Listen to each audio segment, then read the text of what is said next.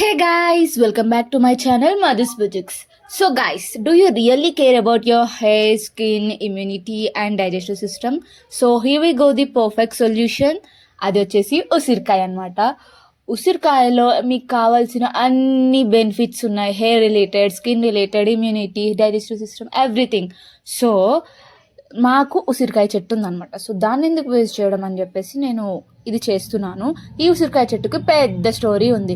మేము అప్పుడెప్పుడో 8 years back జూకి వెళ్ళినప్పుడు వాళ్ళు మేము రిటర్న్ వచ్చేటప్పుడు అన్ని చెట్లు పంచుతున్నారు అనమాట ఫ్రీగా. సో మాకు కూడా ఒకటి ఇచ్చినారు. అసలు మాకు తెలియదు కూడా ఇది ఉసిరికాయ చెట్టు అని చెప్పేసి తీసుకొచ్చినాం, అట్లనే బయట పెట్టేసినాం. అదంతా అదే పెరిగింది. మేము అసలు ఏం కేర్ తీసుకోలేదు. ఎండకి వానకి అదే పెరిగిందనమాట. ఫైనల్లీ కాయలు అయితే ఎంత బాగా వచ్చినాయి చూడండి. హైబ్రిడ్ లాగానే వస్తాయి, చాలా పెద్దగా వస్తాయి కాయలు. సో బట్ థింగ్ ఏంటంటే ఇక్కడ ఇది 2 yearsకి ఒకసారి మాత్రమే కాస్తుంది. సో 2 yearsకి ఒకసారి కాస్తుంది అంటే we need to store them కదా. సో స్టోర్ చేయాలి అని అంటే పచ్చిగా ఉంటే అసలు స్టోర్ చేయలేం. అందుకని చెప్పేసి దీన్ని ఆమ్లా పౌడర్ చేద్దామని ఫిక్స్ అయిపోయినా అనమాట. సో ఆమ్లా పౌడర్ చేయాలంటే టాస్క్ చిన్నదే, కానీ చేస్తుంటే మనకు అప్పుడు చుక్కలు కనిపిస్తాయి అనమాట. సో నేను దీన్ని చిన్న చిన్న కట్ చేస్తే జల్ది ఎండుతుంది కదా అని చెప్పేసి చాలా చిన్న కట్ చేయడానికి ట్రై చేసిన అనమాట. ఎంత ట్రై చేసినా కానీ కట్ చేస్తుంటే అవి అయిపోతేనే లేదు. ఇంకా నాకు చిరాకు వచ్చి ఇట్లా ఒక దంచేది తీసుకొని దాంతో దంచేసిన అనమాట. దంచితే కొంచెం ఈజీగా ఉంది, కట్ చేయడం కంటే దంచడం చాలా ఈజీగా అనిపించింది. సో ఫర్ రిమైనింగ్ కాయలు కూడా నేను అదే ప్రొసీజర్ ఫాలో అయిపోయాను అనమాట.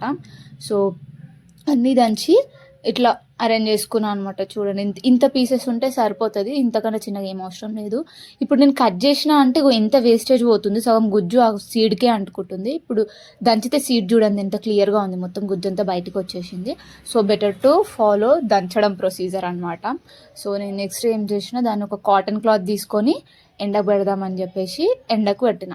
కానీ ఇక్కడ నా బ్యాడ్ లక్ ఏంటంటే నేను 2 days ఎండబెట్టినాక 3rd day నుంచి కంటిన్యూస్గా రెయిన్స్ వచ్చేసినాయి.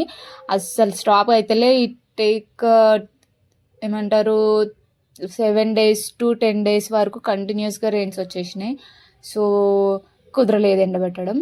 ఫైనల్లీ ఒక 1 fine day సన్ బ్రో వచ్చి హాయ్ చెప్పాడనమాట. సో నేను దెబ్బ పైకి వేసి మిగతాయి కూడా ఎండబెట్టిన. దెన్ దాన్ని ఎండిన తర్వాత గ్రైండర్లో వేసి గ్రైండ్ చేసుకోవడమే, అంతే సింపుల్. సో ఇలా వచ్చింది పౌడర్, చాలా స్మూత్గా వచ్చింది. దీన్ని వాటర్లో కలిపి తాగొచ్చు, హెయిర్కి కూడా యూజ్ చేసుకోవచ్చు అనమాట. your wish, and you can try it at home and let me know in the comments how it works. So don't forget to like, share and subscribe to my channel.